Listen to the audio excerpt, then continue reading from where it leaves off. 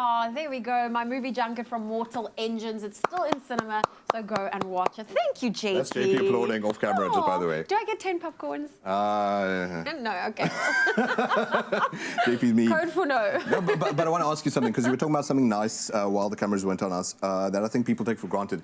It's just the blood and sweat behind camera. You got to see how people produced those tank things. Yes, the special effects, it was really, really cool. The animation that was involved, to the point where they were giving us a little presentation on how they created the London set. And it was small things. He said that they had to make it movable, and because if it wasn't there, you would notice something was off. Yeah. So much detail going into it. And like, I mean, this is the reason people see like whole babies come and go during that process of making one single object. It's amazing what people do for cinema. Absolutely incredible. Well, we have a new movie releasing this weekend, and JP, you here to review the movie Beautiful Boy. So let's take a quick look at what the movie's all about. How's Karen and the kids? Okay. They ask about you. Is there step up next week? And I know they'd love you. You're guilt tripping me, all right? No, I'm just saying. I feel horrible about myself. I know they wanted you to be there. That's all. I'm sorry, Dad. I just need some money, all right? So please just give me some money. Where does this end? I gotta see this one through. This is kind of working out for me right now. I got 5 days sober. It doesn't look like it's working out, Nick. Oh, it doesn't look like it's working out? So what, then therapy, huh? You can come home. No, that we'll wouldn't... make it work, please, Nick. Please.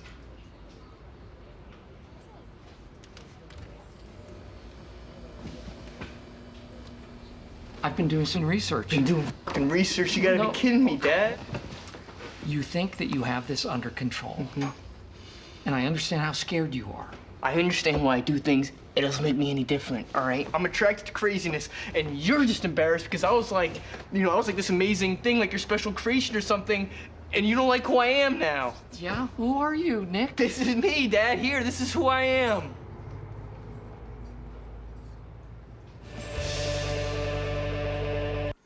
Well, there we go. The movie Beautiful Boy, it is out. And I was telling JP, I love Steve Carell. I fell in love with him when he played in The Office, Michael Scott. And it's nice to see him, and you pointed it out, seeing an actor so versatile. This guy can transform in ways that we've... So aside from Michael Scott, we must remember Brick Tamland from Anchorman. Yes. I Love Lamp. I Pooped a Hammer. And then acts in Foxcatcher, which is a movie you need to watch, but you told me I need to watch. Crazy Stupid Love. Okay, yes. Cool. All the Steve Carell lovers out there. But that's strange that we're gushing over Steve Carell, because obviously everyone swoons over Timothy, and what's his surname? Chalamet. Chalamet. He was nominated for a Golden Globe for this. He's also in the BAFTAs, I think. Yes, he is.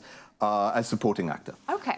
True story that we're looking at here, adapted from a book that is co-written by father and son. Oh, wow. The son who had a heroin addiction, and to this day he's still just battling with staying clean. And so Steve Carell plays his father. Obviously Timothy Chalamet is the son, and it's heart-wrenching stuff. Man, these actors are really good. We were just really saying. good. Timothy Chalamet, people fall in love with him for Call Me by Your Name. That was last year, I think. So because of a movie like that, where he was this young boy trying to find his way out of the closet and just find love as a gay young man, like he's going to, I think, for a long time be cast in these really extreme roles, which I hope is a good thing for him in the long run.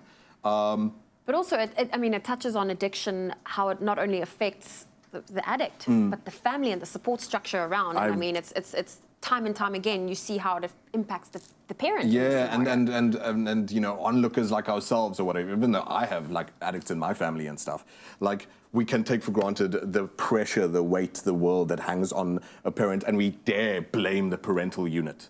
We dare say, oh, they should have raised them better or something like that. So correctly, there's so many critics, like you'll see all over the posters everywhere, it says an essential movie, and that's correct. That said, though, the movie, I think, functions essentially as a pamphlet, as a great reminder, as a flashing red light of something we all should be very open in talking about. But the story can feel quite alienating for you as the viewer, because you've got this father on the one side who doesn't know how to talk to the son, and the son who doesn't know how to talk to the father. and then the characters also aren't fleshed to the extent that I would have liked. But it is extraordinary acting from both of them. What do you mean they're not fleshed as you would have liked? So, I mean, part of the story is you've got this father and son, and in a way who co-wrote a book, really talking about each other. Okay. And so you're only almost able to talk about a person at a distance. That's what I mean by feeling alienated, feeling like you're not necessarily reaching out and connecting with the character.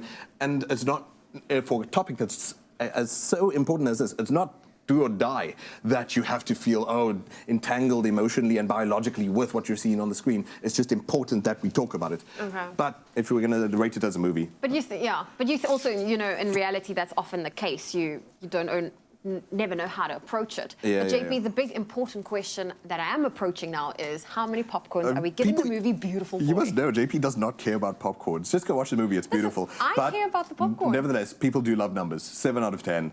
Okay. Fantastic actors, but like I said, it's a bit too distant. Not that it dehumanizes anyone or anything like that, but you just never bridge a connection in the way that a topic like this deserves. Okay, well, there you have it from JP Sebastian reviewing the movie Beautiful Boy. Of course, it's hitting cinemas this weekend, so go out and take a look. Title's not about me.